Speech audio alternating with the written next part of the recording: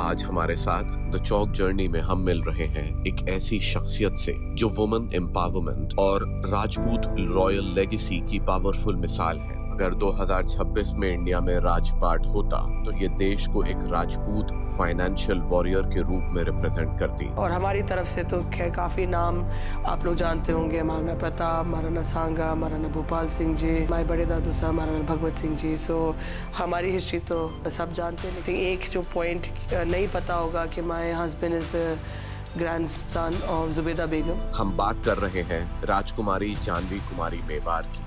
सिर्फ 25 साल की उम्र में उन्होंने अपना इन्वेस्टमेंट बैंक शुरू किया। जब हमने हमारे फादर को फ़ोन करके बोला कि दादा हमारा खुद का इन्वेस्टमेंट बैंक शुरू करेंगे, तो ये लाइक भैया आई एम तो not going to invest with you. I said no problem, वैसे हेल्प हो जाती है अगर थोड़ा बहुत दे दो। फिर 7-8 महीने काफ़ी रो के नींद आती थी, कोई रेवेन्यू नहीं आ रहा था, स्टाफ था, उनकी सैलरीज की रिस्पॉन्सिबिलिटी मेरे ऊपर थी।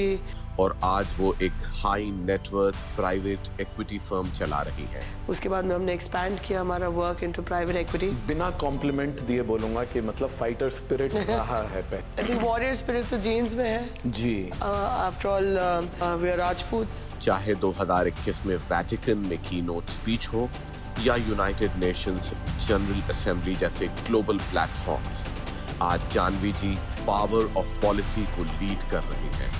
इस पॉडकास्ट में उन्होंने कुछ पावरफुल इनसाइट शेयर किए, पैसे कहाँ इन्वेस्ट करने चाहिए और कहाँ बिल्कुल नहीं। शायद मुझे नहीं पता, इससे पहले आपने काफ़ी सारे पॉडकास्ट किए हैं, इंटरव्यूज भी दिए हैं, वो ज़्यादातर इंग्लिश में रहे हैं, बट शायद ये हिंदी में हो सकता है पहला हो। पहला absolutely. Good evening, Mr. Abdullah. How are you? Good. Khamagani, lovely to meet you finally. Thank you. Long awaited and long overdue. Please come in. Welcome home. अपनी ऑडियंस की जानकारी के लिए मैं आप लोगों को बता दूं कि जानवी जी का ताल्लुक़ उदयपुर की रॉयल फैमिली से है और उनकी शादी जोधपुर की रॉयल फैमिली में हुई है।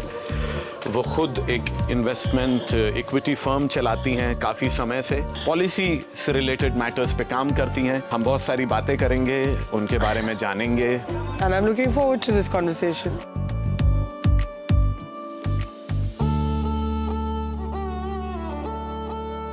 हम आपसे रिक्वेस्ट करेंगे कि अपन अंदर चले, क्योंकि काफ़ी डार्क भी हो गया और मेरे को थोड़ी ठंड भी लग रही है।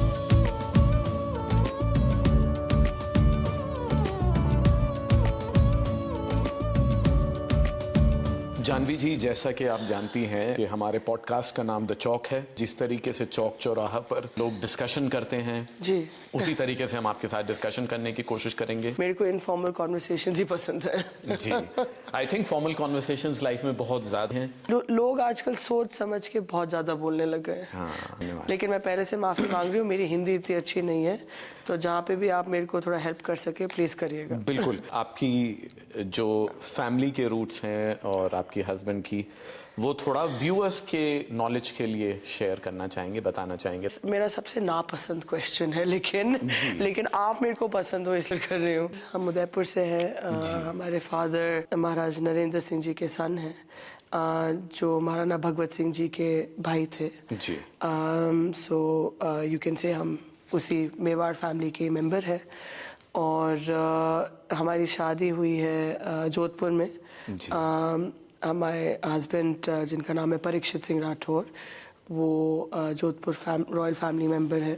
बाप जी के नेफ्यू हैं, महाराज जगत सिंह जी हजूर के नेफ्यू हैं। एक जो पॉइंट नहीं पता होगा कि my husband is the grandson of Zubaida Begum.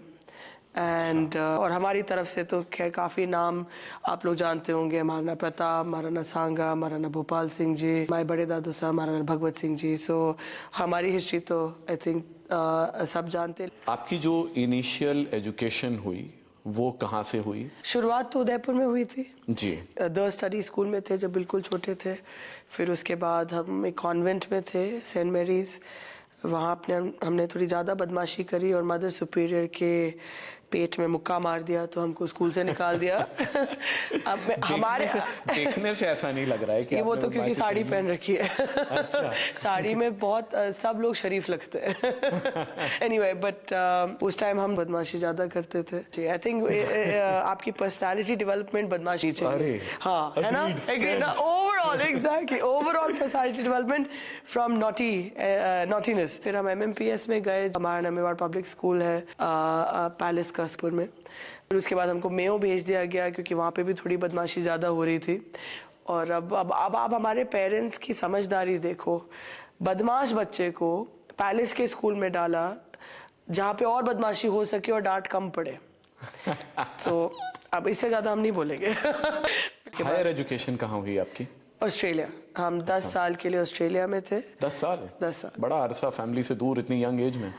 I know, and हमको और हमारा पूरा यूनिवर्स मेरे पेरेंट्स हैं। लेकिन एक बात की मेरे ख्याल से आप अग्री करेंगी कि जो बच्चे बदमाश होते हैं ना, वो जाके एडजस्ट हो जाते हैं। एडजस्ट हम बहुत आसानी से हो गए थे। तो उनमें ये तो मतलब आपने ये नारा लगाते हम बदमाश हैं। उनमें शुरू से ये स्किल्स आ जाते हैं कि कैसे हमें एनवायरनमेंट को अडॉप्ट करना है। तो हमने एक्चुअली ये चॉइस डिलिबरेटली, क्योंकि हम चाहते थे कि हम जितना दूर हमारे पहचान वाले लोगों से, घर से, मतलब जहाँ पे सिक्योरिटी सेफ्टी कम है, उससे जितना दूर जा सके वो एक लाइफ एक्सपीरियंस अच्छा रहेगा। जितने चैलेंजेस हम अपने लाइफ में इनवाइट कर सकते थे, हमने आगे होके रहे और उनको फेस किया। और मेरे भी दिमाग और दिल में यही था कि हमको जो भगवान की कृपा से जो दिख रहा है मिल रहा है वो तो है ही, लेकिन आगे वाला कैसे इंसान जीता है अपनी ज़िंदगी, बड़े झाड़ू लगाते हैं, खाना बनाते हैं, खुद का काम करते हैं। वो सब किया वहाँ पर? सब किया, कोई प्रिविलेज नहीं था। ठीक है, शुरू के महीनों में हमारे फादर ने उन्होंने रेंट के पैसे दिए, गाड़ी दी। 1 साल बाद हमने फिर पॉकेट मनी लेना बंद कर दिया उनसे। हमने 3 जॉब्स करे। सुबह 8 बजे उठते थे, पहले जॉब पे जाते, फिर बीच में क्लास जाते, फिर शाम को दूसरे जॉब में जाते, फिर लेट जॉब के लिए जाते, रात को 2 बजे, फिर वापस रिपीट करते while I was at university. तो यूनिवर्सिटी की भी पढ़ाई चलती रही। और फिर जब यूनिवर्सिटी से ग्रेजुएट हुए तो फर्स्ट इंटर्नशिप, फिर कंसल्टिंग जॉब, फिर बैंकिंग। तो जो रॉयल लाइफ जी रहे हैं या रॉयल्टी से हैं, उनको सब सिल्वर स्पून मिला। जबकि देखिए, आपको सुन के ये अच्छे से जान सकते हैं कि नहीं, आपने वो लाइफ चूज भी करी और उसको जिया भी, और एक पूरे चैलेंज के साथ जिया और किया। स्ट्रगल नहीं करी। आई थिंक ये एक ऐसी चीज़ है जो हर इंसान को बचपन से सिखानी चाहिए। अगर हम हाफ डिसेंट भी इंसान है, इट्स बिकॉज अब आंखें खुल गई कि जब पैसे ख़त्म होते हैं तो खाना कहाँ से आएगा।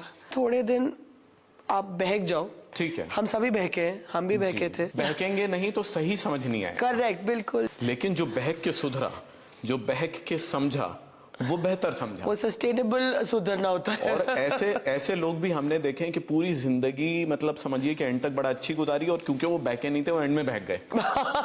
हमारे अब काफी एल्डरली बहके हुए लोग घूम रहे हमारे आसपास। वो खतरनाक हो जाता है काफी, उनके लिए ही नहीं पर उनके परिवार के लिए, फिर उनके बच्चे। आई थिंक अपन ने एक चीज तो आज एस्टैब्लिश कर दूला, बहकना है तो कम उम्र में बहकना जरूरी है, और सुधरना उसके बाद बेटर रहता है। बिल्कुल। कि जॉब की लाइफ के बाद, मतलब आप इक्विटी फर्म चलाती हैं? Private equity firm. ये कब स्टार्ट हुआ? 25 years of age में। 25 years of age? यस। सो हम JP Morgan सिस्टर कंपनी के लिए काम करते थे, ऑर्डमिनेट ऑस्ट्रेलिया में। और वहाँ से फिर हमने एक दिन डिसाइड करा कि ये लोग मेरे को जो करना है वो करने नहीं दे रहे, बहुत ही स्ट्रिक्ट फ्रेमवर्क था। ठीक है। फिर उसके बाद हमने एक दिन डिसाइड किया रिजाइन कर लेंगे और हमारा खुद का शुरू करेंगे। देखिए, 25 इयर्स की एज में लोगों को अभी जॉब भी समझ में नहीं आती, और आपने इतना बड़ा डिसीजन लिया। कैसा गया ये डिसीजन? शुरू के 7-8 महीने तो काफ़ी डिफिकल्ट था, बिकॉज जब हमने हमारे फादर को फ़ोन करके बोला कि दादा हमने रिज़ाइन कर दिया है, हमारा खुद का इन्वेस्टमेंट बैंक शुरू करेंगे, तो काफ़ी साइलेंस था फ़ोन पर। उस टाइम इतना था भी नहीं प्राइवेट इक्विटी का इंडिया में, तो बिल्कुल प्राइवेट इक्विटी बाद में आया, पहले investment bank. So first investment bank came and my father's like के आप 25 साल के हैं, आप इन्वेस्टमेंट बैंक खुद का शुरू करेंगे? मैंने कहा हाँ। तो ये लाइक भैया आई एम तो not going to invest with you, I said no problem. I said I completely understand. मेरे burden और stress भी कम होगा. वैसे help हो जाती है अगर थोड़ा बहुत दे दो तो, लेकिन नहीं दे रहे हो तो कोई बात नहीं. फिर whatever उससे पहले जितने भी job से जो भी savings थी, जो भी कमाया था, उसको सारे को invest किया. और फिर 7-8 महीने काफ़ी रो के नींद आती थी क्योंकि रो के हाँ, क्योंकि पैसे कोई रेवेन्यू नहीं आ रहा था, स्टाफ था, उनकी सैलरीज की रिस्पॉन्सिबिलिटी मेरे ऊपर थी. फिर एक ऐसी नौबत आई कि लिटरली हफ्ते में $50 का बजट रखना पड़ा मेरे को, मेरे खुद के लिए, खाने पीने के लिए. मेरे एक फ्रेंच मैस्टिफ डॉग भी था, तो उसको खिलाने के लिए $20 खर्च हो जाते थे. क्योंकि स्टाफ की सैलरी ज़्यादा इम्पोर्टेंट है. Of course. क्योंकि उनकी लाइवलीहुड अगर मेरे हाथ में है तो सब उनको पेमेंट करेंगे, फिर खुद अपने आप का ध्यान रखेंगे. तो it was It's probably one of the most difficult experiences of my life. मतलब ये तो 2-3 महीने की बात कर रही हूँ मैं एंड में, जिससे पहले कि फाइनली रेवेन्यू आने लगा. और ऐसे से गुड डेज केम बैक. घर का फर्नीचर बेचा, जो भी एक्सपेंसिव कपड़े थे सब कुछ बेचकर जितने भी पैसे हम रेज कर सके हमने करा. ऑफिस चलाया, सब कुछ ऑपरेशनल रखा. सच्ची में आई थिंक 5 दिन और अगर नहीं ज़्यादा एक्सटेंड हो जाता ये लाइफ तो कंपनी बंद करनी पड़ती. और फिर एकदम से कहाँ से कैसे ब्लेसिंग आई और एक कॉन्ट्रैक्ट साइन हो गया एंड रेवेन्यू आने लगा. एंड उसके बाद एज ए से द रेस्ट इज हिस्ट्री. उसके बाद में हमने एक्सपैंड किया हमारा वर्क इनटू प्राइवेट इक्विटी. बिना कॉम्प्लीमेंट दिए बोलूंगा कि मतलब फाइटर स्पिरिट रहा है पहले से. आप इसको कॉम्प्लीमेंट ना मानिए. नहीं, थैंक यू. लेकिन I will take the compliment gracefully and be humbled by it. Thank you. जी जी. आई थिंक वॉरियर स्पिरिट तो जीन्स में है. जी. After all we are Rajputs. हम सभी वॉरियर स्पिरिट हमारे जेनेटिक कोड में लिखवा के आते हैं. जी जी. हमने प्राइवेट इक्विटी में एक्सटेंड किया बिकॉज एक्चुअली हम हमारे फादर का काम 16 इयर्स ऑफ एज से संभाल रहे हैं. ऑब्वियसली 16 इयर्स में तो ट्रेनिंग एंड थोड़ा बहुत मतलब फेमिलियरिटी. उसके बाद में 21 में आई टुक ओवर उनका पूरा प्राइवेट इक्विटी पोर्टफोलियो. फिर 23 में उनका स्ट्रक्चर्ड क्रेडिट पोर्टफोलियो. तो उसी के बेसिस पर फिर हमने इन्वेस्टमेंट बैंक को प्राइवेट इक्विटी में एक्सटेंड करा और एक्सपैंड करा. फिर प्राइवेट इक्विटी अभी कहाँ आपके इंटरेस्ट्स इन्वॉल्व हैं, कहाँ स्पैन करते हैं? So the private equity platform में हम को इन्वेस्टमेंट स्ट्रैटेजी है हमारी. हम फंड स्ट्रक्चर नहीं रखते. को इन्वेस्टमेंट स्ट्रैटेजी में हम अल्ट्रा हाई नेटवर्थ फैमिलीज को एडवाइस करते हैं, उनके साथ को इन्वेस्ट करते हैं. लेकिन हम ग्लोबली अपॉर्चुनिस्टिक है. मतलब हमारा फ्रेमवर्क ग्लोबली अपॉर्चुनिस्टिक है. तो प्राइवेट इक्विटी इन्वेस्टमेंट और प्राइवेट स्ट्रक्चर क्रेडिट इन्वेस्टमेंट्स हम कहीं भी कर सकते हैं ग्लोबली. कुछ जो आप इंटरेस्टिंग इन्वेस्टमेंट्स आप अपने शेयर करना चाहेंगी? To be quite honest, I mean it's all confidential. Real estate is probably सबसे ज़्यादा इंटरेस्टिंग सेक्टर. प्रकार की चीज़ें होती हैं. एक मैं आपको कहानी ज़रूर बता सकती हूँ. हम जोधपुर में इनके लैंड पर हमारे हस्बैंड शहर से बाहर गए हुए थे. हमारी ज़मीन भगवान की कृपा से जो हमारे हस्बैंड की है पुश्तैनी. जी जी. उस ज़मीन पर हम दीवार बनवा रहे थे. ठीक है. और 20 या 25 भूमाफिया आ गए और हमारे वर्कर्स को परेशान करा, डराया, धमकाया, मारेंगे, पीटेंगे. अब हमारे हस्बैंड तो थे नहीं वहाँ पे, तो हमने सोचा हम ही जाके लड़ लेते हैं. सिचुएशन को देखते हैं, सिचुएशन को कंट्रोल करेंगे. तो हमने सोचा हमारे वहाँ थाना लगता है हमारे लैंड के वहाँ पर, उनको फ़ोन करेंगे. थोड़ी जान पहचान थी, मैं कि प्लीज़ हमारे साथ एस्कॉर्ट, क्योंकि अकेली लेडी, ऑब्वियसली स्टाफ काफ़ी था हमारे साथ. बेचारे गुंडे तो फिर भी थोड़े काम डाउन हो गए. ऑब्वियसली लेडी को देख के थोड़ा बहुत तो रिस्पेक्ट रहता ही है. बातचीत करी.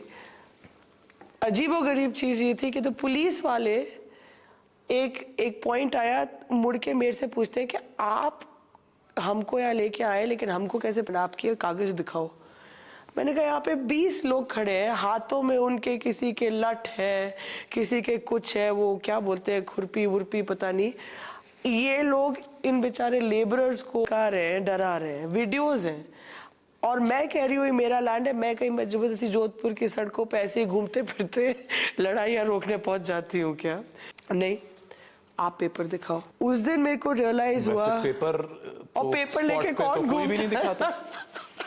बट वही जब कोई इंसिडेंट होता है जी तो मतलब मान लीजिए कोई किसी को आके मारने भी लग जाए और वो बोले कि मैं इनका पिता हूँ और ये बेटे को मार रहे हैं, तो ये थोड़ी कहेंगे कि लाइए बर्थ सर्टिफिकेट दिखाइए या वो दिखाइए पहले कि आपका ये बेटा है कि नहीं है। आप अब आप इमेजिन करो, तभी तो मैंने कहा ना सेक्टर तो खूब है, बहुत इंटरेस्टिंग दुनिया में, टेक देख लो, एआई देख लो, एडवांस्ड मैन्युफैक्चरिंग रोबोटिक्स देख लो, हेल्थ केयर में, बायोटेक में, लेकिन रियल एस्टेट एक ऐसी चीज है जिस कुछ भी हो सकता है। लेकिन अब काफी सुधर गया है अपनी जो policy across India, B it foreign, economic, sector specific, काफ़ी प्रोग्रेसिव पॉलिसीज़ आई है, काफ़ी प्रैक्टिकल पॉलिसीज़ आ चुकी हैं।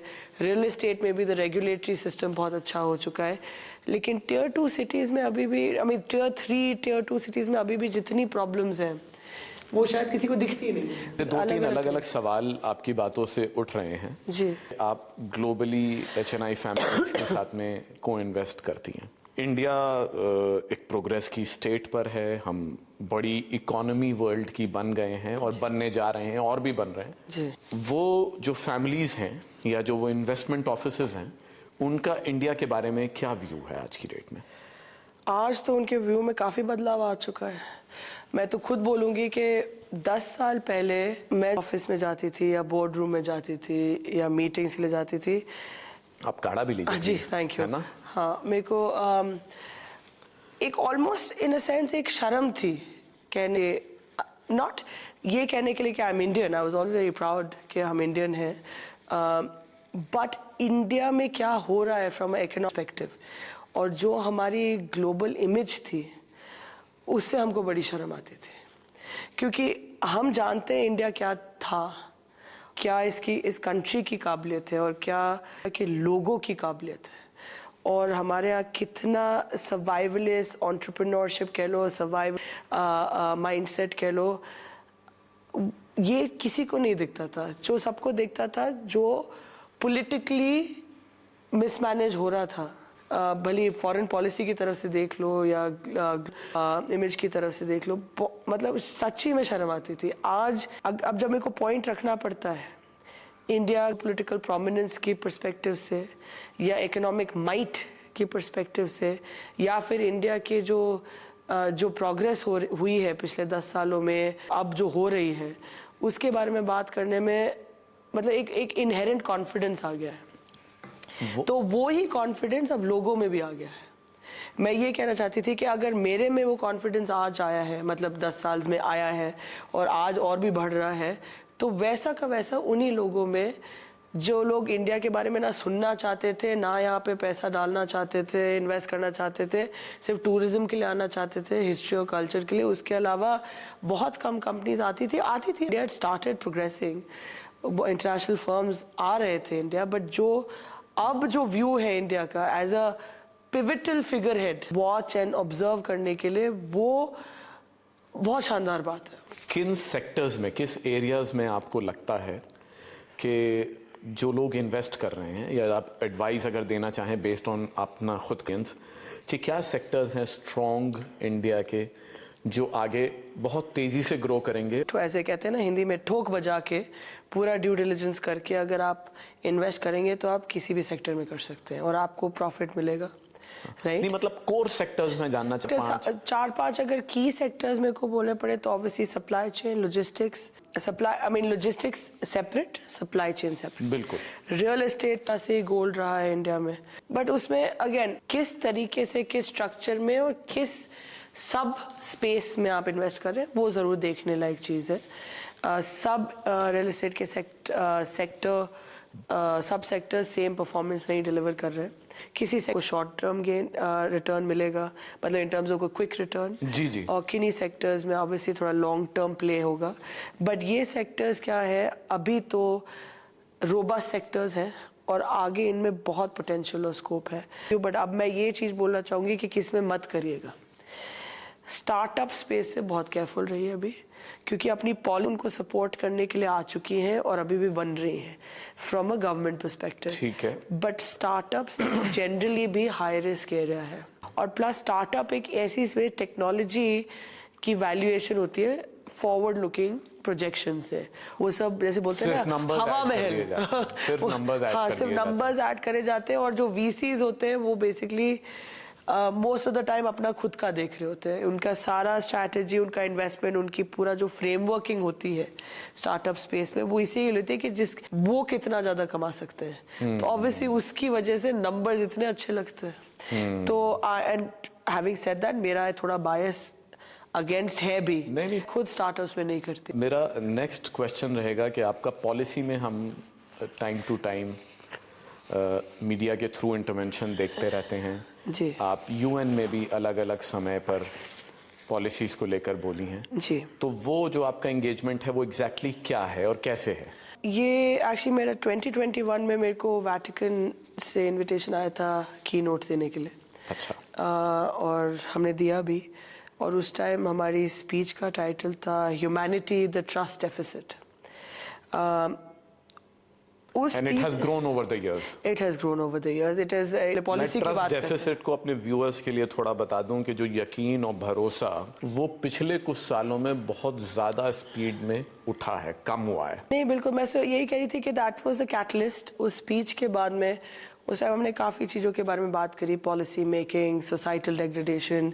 मतलब अब डेग्रेडेशन को आप ट्रांसलेट कर दे, मतलब सोसाइटी किस तरीके से बिगड़ती गई, खराब नहीं बोलेंगे, कुछ बिगड़ती गई, माइंडसेट बिगड़ता गया। हाँ। एंड उस टाइम कोविड खत्म हो ही रहा था। हम आसपास देख रहे थे कि अब सब लोगों ने कहा वो पब्लिक इंफ्रास्ट्रक्चर खराब एंड हेल्थ केयर इंफ्रास्ट्रक्चर खराब। वो क्यों खराब है? बहुत आसान होता है कि गवर्नमेंट पे उंगली उठा के आपने अपना काम नहीं किया है इसलिए लोग सड़कों पे मर रहे हैं। ठीक है, हो सकता है गवर्नमेंट से कुछ भूलभाल हो गई हो, लेकिन जब 10 साल से ऊपर there has been under investment, मतलब जितना होना चाहिए इन्वेस्टमेंट बाय द गवर्नमेंट और by private enterprise health care sector में, जब वो हुआ नहीं है, जब जो पैसे जहाँ जाने चाहिए वहाँ गए नहीं हैं, और उस इंफ्रास्ट्रक्चर पे, इस एसेंशियल क्रिटिकल इंफ्रास्ट्रक्चर जो अपना हेल्थ केयर इंफ्रास्ट्रक्चर है उसके ऊपर ध्यान नहीं दिया गया, तो आज की गवर्नमेंट क्या कर सकते हैं? जिस प्लेटफॉर्म को मैंने नाम दिया है पावर ऑफ पॉलिसी,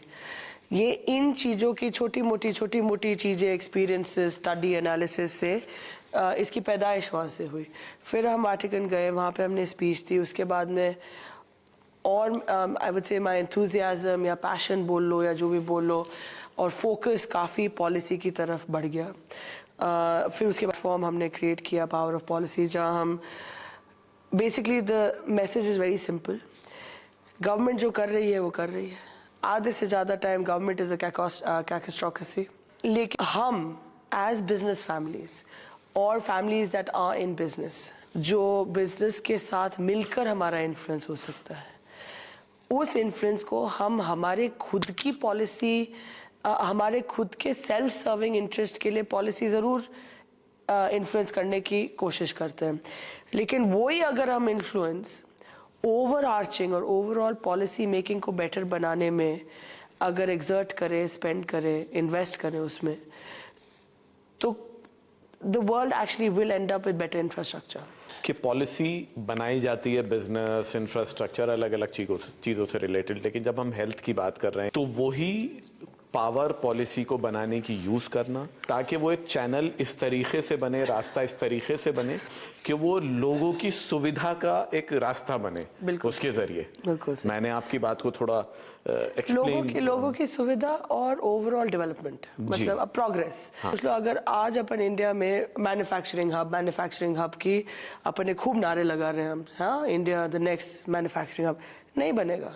ठीक है, पहले जो था उससे काफी बढ़ गया है और भी बढ़ेगा, लेकिन उसकी अभी तक पॉलिसी मेकिंग सही नहीं है। राजीव प्रताप रूडी जी ने, अभी मैं फिक्की की एजीएम में था, पार्लियामेंटेरियंस का जो सेशन है उसको लीड किया, उन्होंने एग्जैक्टली सेम बात बोली। आप पहले अपनी बात बोलिए, फिर मैं बताऊंगा उन्होंने क्या बोला था। आई एम सो ग्लैड कि somebody जो है इस पोजीशन में, नहीं उन्होंने बिल्कुल उनकी सोच मेरी सोच कि वो हब ऐसे नहीं बनेगा, वो हब नहीं बनेगा, क्योंकि फर्स्ट ऑफ ऑल हमारा इंफ्रास्ट्रक्चर अभी तक बहुत ही अंडरसर्व्ड है। I will say underserved policy की पर्सपेक्टिव से नहीं, बट इन्वेस्टमेंट की पर्सपेक्टिव से। इंडिया में अगर हल्की सी हवा चलती है तो बत्ती चली जाती है। अगर इंडिया को नेक्स्ट बिग माइटी पावर बनना है, and not for the reason जो दूसरी कंट्रीज पावरफुल बनना चाहती है। इंडिया सही रीजंस के लिए पावरफुल बनना चाहती है। स्ट्रैटेजी भी करनी पड़ेगी, नॉन अलाइनमेंट, नॉन हेजिंग, ये सब जो आजकल जियोपॉलिटिकल अरीना में चलता है करना पड़े। But the only problem is वो होते हुए अपने को फिर ये भी रिस्पॉन्सिबिलिटी लेनी है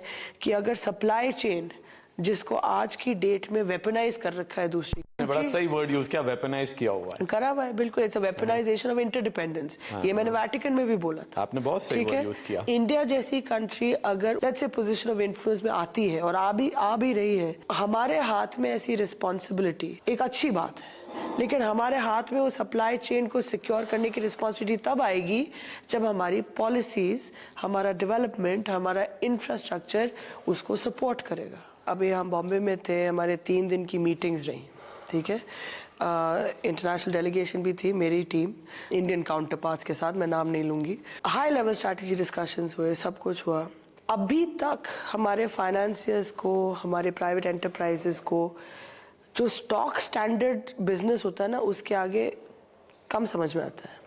वो फॉरसाइट ना तो अपने गवर्नमेंट में अभी तक पूरी तरीके से आई है, ऊपर के लेवल्स में आई है, स्टेट लेवल्स पे अभी भी कम है। स्टॉक स्टैंडर्ड, इससे मेरे को पता है मेरे 10 रुपए आएंगे, लेकिन 20 साल बाद अपन ये जो सोच है ना, क्वार्टर्स बेस्ड सोच, ये हटा के जेनरेशनल सोच कब बनेगी, ये मेरे को नहीं समझ आ रहा है। वो इंफ्रास्ट्रक्चर, आपने एक वर्ड बोला बीच में, क्वार्टर बेस्ड सोच। क्वार्टर बेस्ड सोच जी, ये क्वार्टर बेस्ड सोच नहीं चलेगी, ना गवर्नमेंट में चलनी चाहिए, ना प्राइवेट एंटरप्राइज में चलनी चाहिए। ठीक है, जहाँ ऑब्वियसली पब्लिक लिस्टेड कंपनीज हैं, शेयर होल्डर्स को रिटर्न डिलीवर करना पड़ता है, वो सब है एंड वो रहना भी है। बट जहाँ पे आपके पास दैट इन्वेस्टेबल कैपिटल होता है या इन्वेस्टेबल ह्यूमन कैपिटल या रिसोर्सेज है, उनको आप जब तक जनरेशनल सोच के फ्रेमवर्क से एलोकेट नहीं करोगे, प्रोग्रेस नहीं होगी। फॉर एग्जाम्पल, अब Vietnam is a manufacturing hub for China, ठीक है। चाइना से वैल्यू एड कंपोनेंट्स आते हैं, वियतनाम में असेंबल होते हैं, फिर वो ब्राज़ील जाते हैं, जर्मनी जाते हैं, जहाँ पे भी जाते हैं, ठीक है। बट वो तो उनके लिए, क्योंकि बहुत स्ट्रॉन्ग होल्ड सिस्टम उन्होंने बना रखा है, हम उनको देख रहे हैं, हम उनसे इंपोर्ट भी कर रहे हैं काफ़ी चीज़ें, ठीक है। इंडिया को अब वही कंपोनेंट्स इन हाउस करने पड़ेंगे। We have the talent, we have the mind, we have the intellectual capacity, we can develop the same technologies or something even better हमारी खुद की कंट्री में। असल में बात वहीं की वहीं आ गई कि जब तक हम क्वार्टर बेस्ड सोच से आगे बढ़कर 10 साल की नहीं सोचेंगे जी, या 15 साल की नहीं सोचेंगे, हम उस तक आ नहीं सकते। आपके काफ़ी सोशल कमिटमेंट्स भी रहते हैं, सोशल इन्वॉल्वमेंट भी रहते हैं, कम्युनिटी इन्वॉल्वमेंट भी रहते हैं। हमारा प्रैक्टिस बहुत अलग है। सो जैसे लोग, आई मीन ऑब्वियसली हमारे फैमिली की फाउंडेशन है एंड उससे हम जो भी करते हैं it's an on going thing.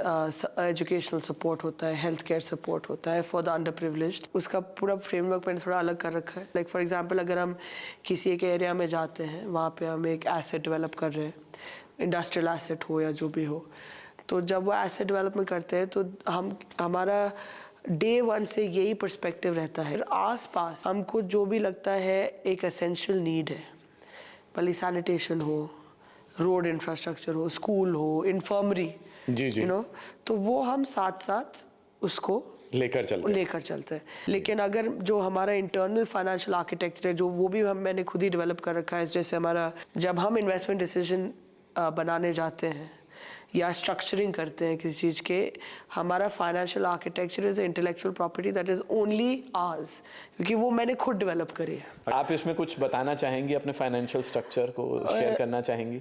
Well Abdullah ji, financial architecture जो हमने इन हाउस डेवलप करा है, एक्चुअली जब मैंने मेरा इन्वेस्टमेंट बैंक शुरू किया था, वो उसके साथ साथ मैंने ये डेवलप करा था एंड इट्स इंटेलेक्चुअल प्रॉपर्टी। तो उसकी एक्सेस लेने के लिए तो काफी पहाड़ चढ़ने पड़ेंगे। बहुत सारे पहाड़ चढ़ के हम आए हैं यहाँ तक, तो अपने व्यूअर्स के लिए। आई होप अभी शायद कुछ और चढ़ने होंगे। लेकिन आई होप कि इतने पहाड़ चढ़ने का आपको पूरी वसूली हो गई हो आपकी।